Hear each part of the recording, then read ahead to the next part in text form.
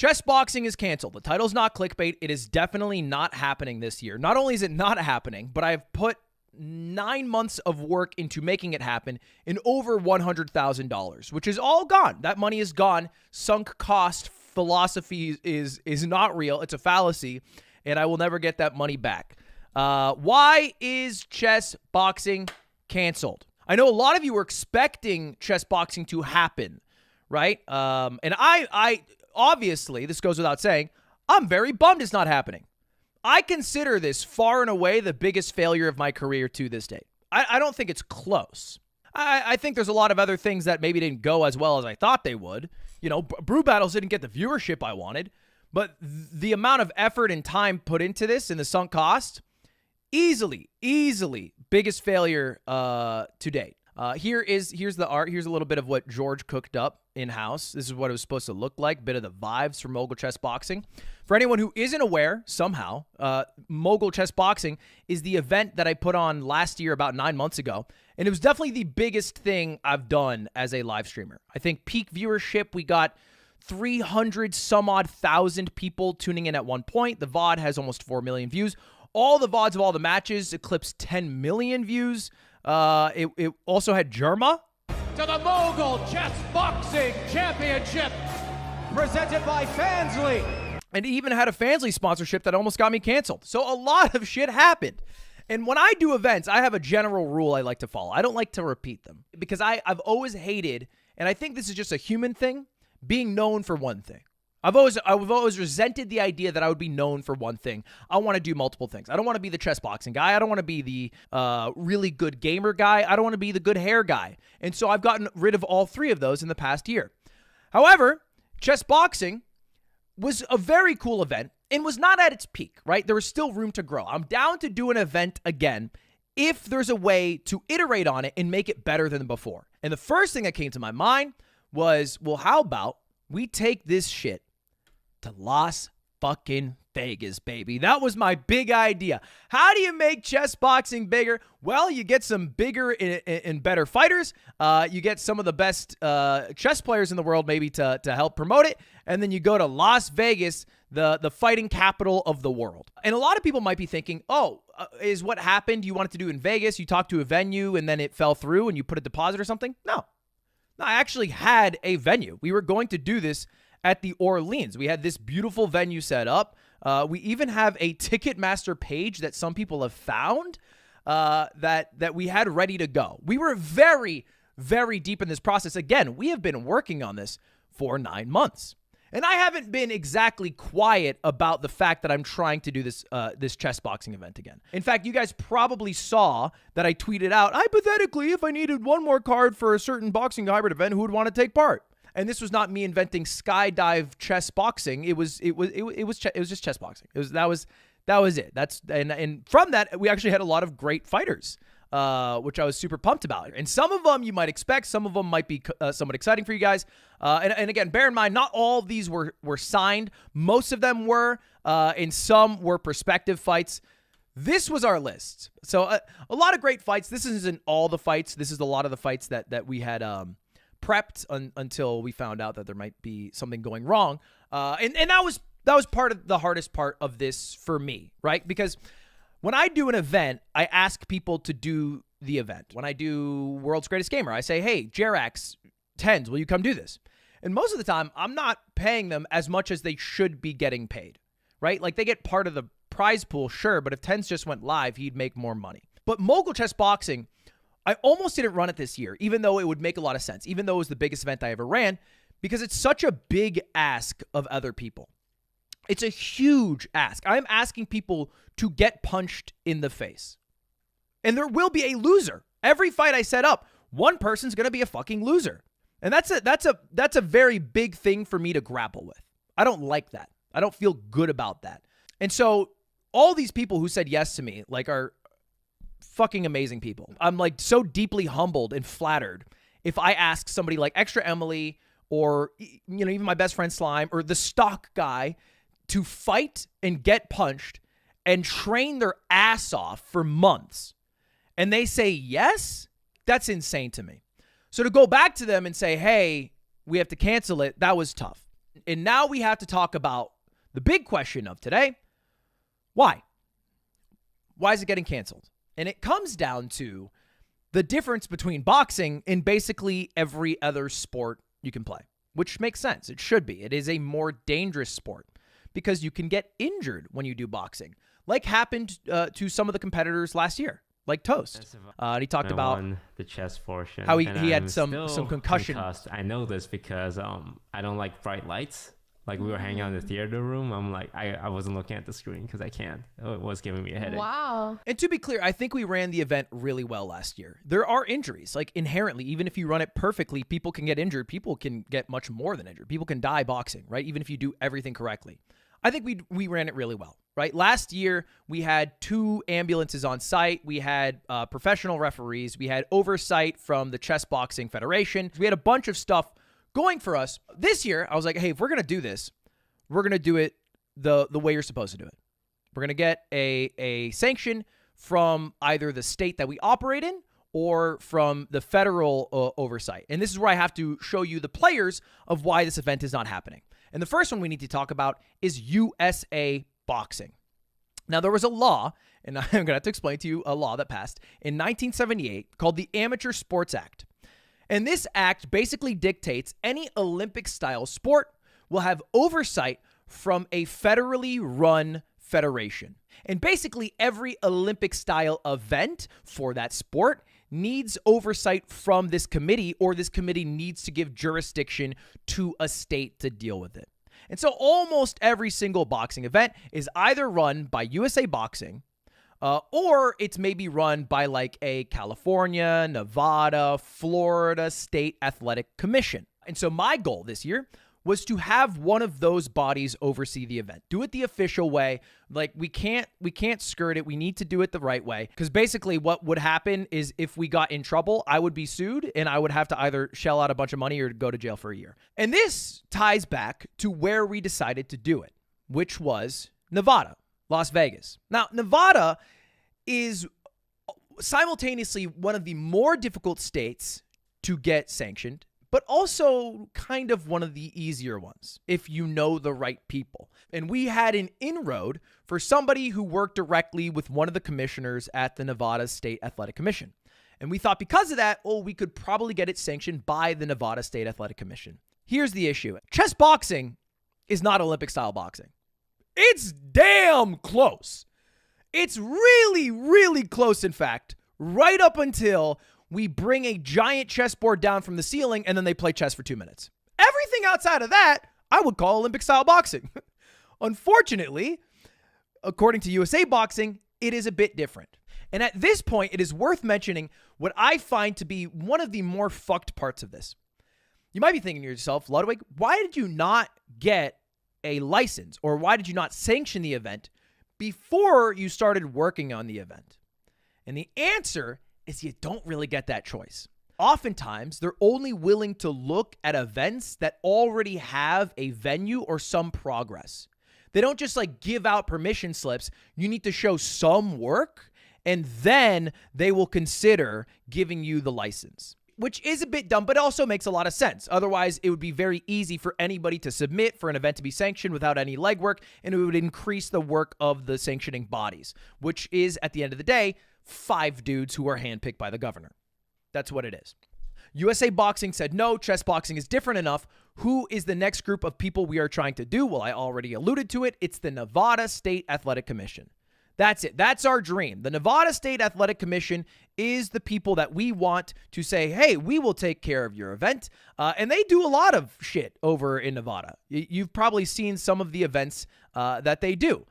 They do so many events, in fact, that I would argue aren't perhaps as safe as chess boxing, that we felt very good about this, right? So this is the group of people who we wanted to. Why are you saying Nevada wrong? Is it Nevada? Okay, we wanted Nevada State Athletic Commission to license our event. And we reach out to them. And as I was saying earlier, the Nevada State Athletic Commission sanctions a lot of events that I find much more dangerous than chess boxing. Events like Power Slap, which is the world's premier slap fighting organization, according to powerslap.com, and it's licensed and sanctioned by the Nevada State Athletic Commission, where people's heads do this. One. He's out. Holy. He's out. I would argue this is much worse than not only chess boxing, it's worse than Olympic style boxing, and it's basically worse than any sport I have ever seen that involves combat, because you don't get to protect yourself. You just have to fucking sit there and take a hit and get concussed. And so, again, because of that, we're hoping that the Nevada State Athletic Commission will approve our event. And then a couple of things go wrong. The first one is a story that's actually a couple of years old, but resurfaced in June of this year after an article from the Rolling Stone came out. And the article is titled, "Death at Frat Boy Fight Night." And this happened at University of Nevada, Las Vegas, UNLV campus. Basically, a frat every year does a charity event that is a definitely unsanctioned, home-brewed boxing event. And everybody shows up, and there's a boxing ring, and everyone gets fucking drunk, and they try to raise money for charity. And they've been running it for a while, and it all was fine until it wasn't fine, and somebody died.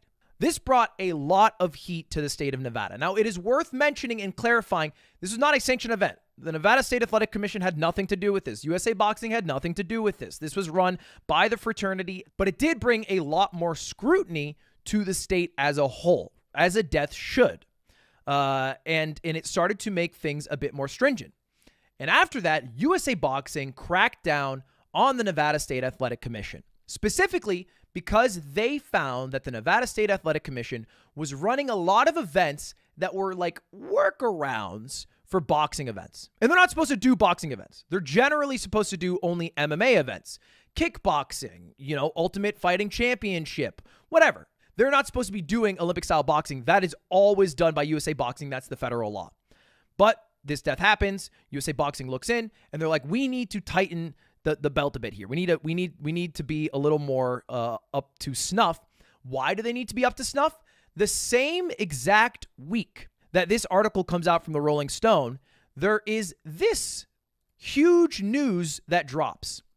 The International Boxing Association was stripped of recognition by the Olympic Committee.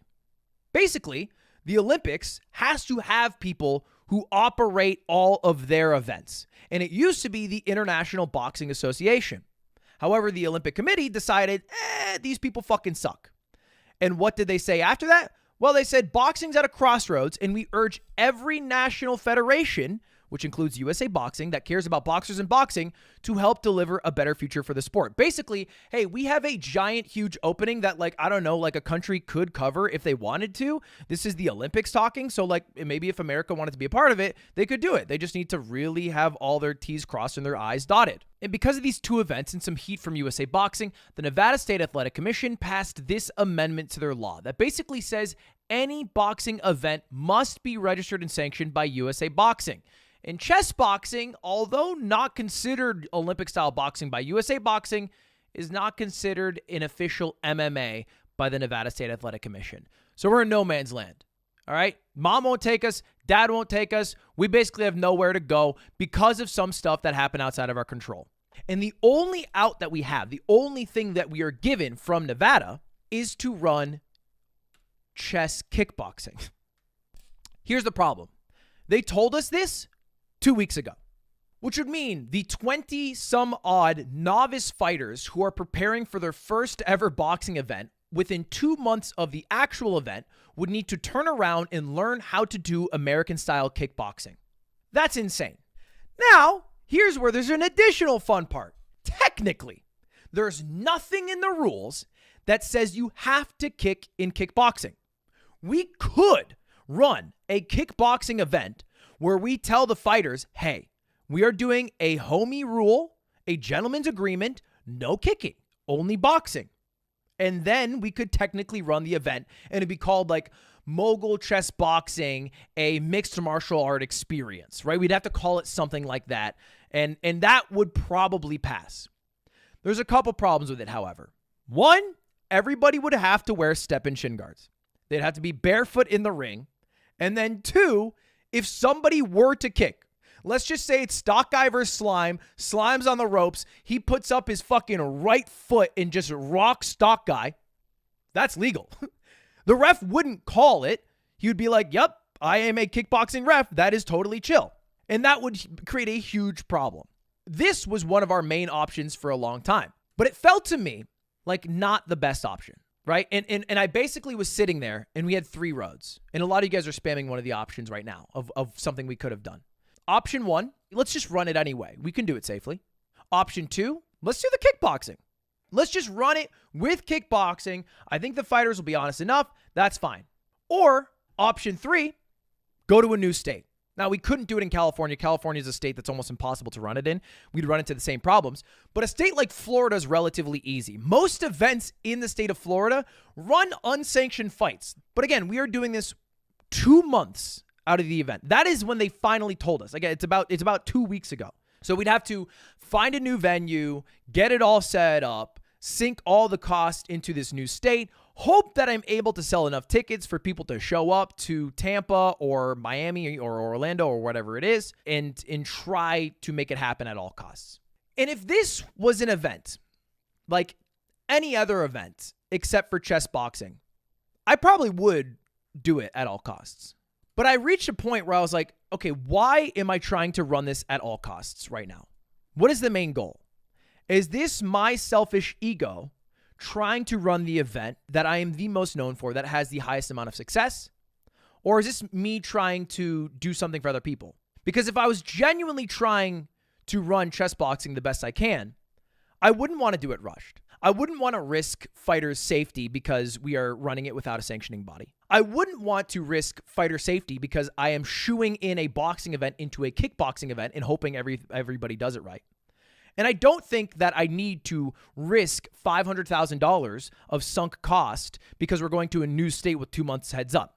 If I'm going to do this, I should do it the right fucking way. I shouldn't just run it at all costs selfishly because it is a huge event that I run and viewers would like to watch it. And so I went with option 4, 2024. Because if I'm going to do it, I'm going to do it fucking correctly. I'm not just going to do an event that people sign up for, risking their own safety and health just to get it across the finish line. That makes no goddamn sense. And yes, there is a huge hill to climb on sanctioning still.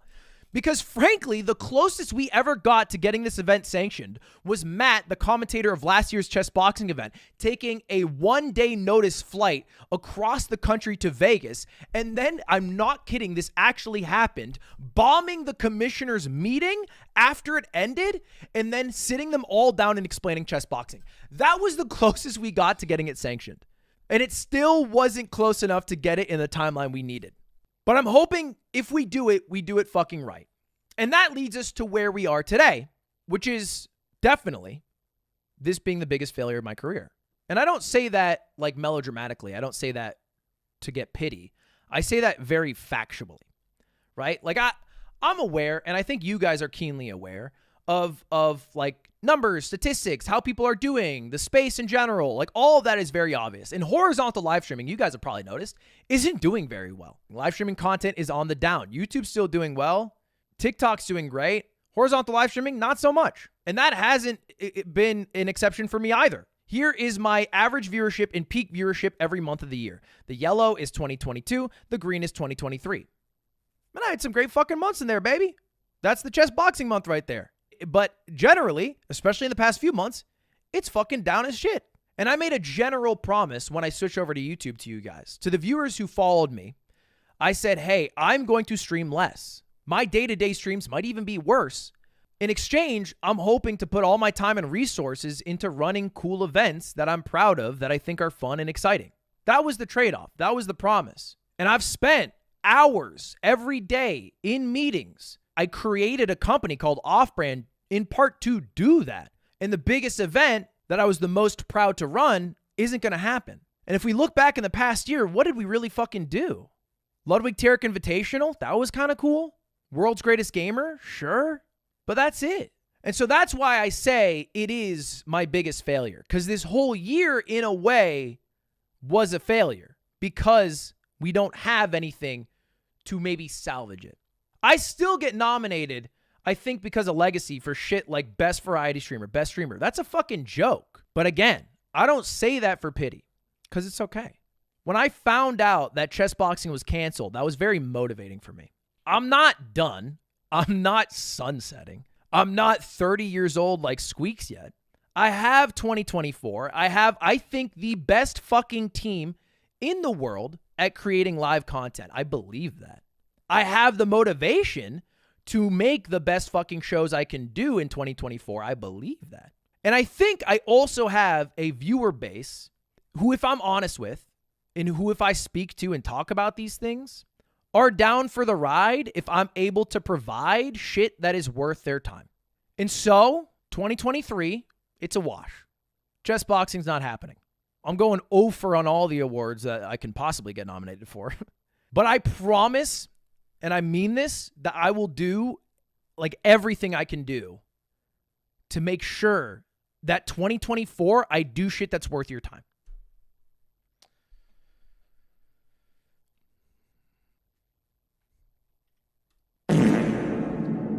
Sorry. Whew. It's getting hot in there. All right, that's it. That's it. That's the big spiel. I don't mean to. I hope this didn't come off as this is all the Nevada State Athletic Commission's fault and USA Boxing. Right? Like, it's a very difficult process, but I also took a bet going to Nevada. I could have chose to go to Florida day one, and this probably would have happened. That was my choice. That was my bet. And so next year, I'm hoping that, you know, the time we put into these events, it results in stuff that's more in our control, right? Like maybe putting more time into events that we have full control over. That doesn't require a commission to operate. And we're talking about doing shit like that. And there's good shit on the horizon. And that's it. Is it clickbait or is he canceling chess boxing? Dude, I put my heart out there for like a straight hour. Spit nothing but bars. That's all you got from me?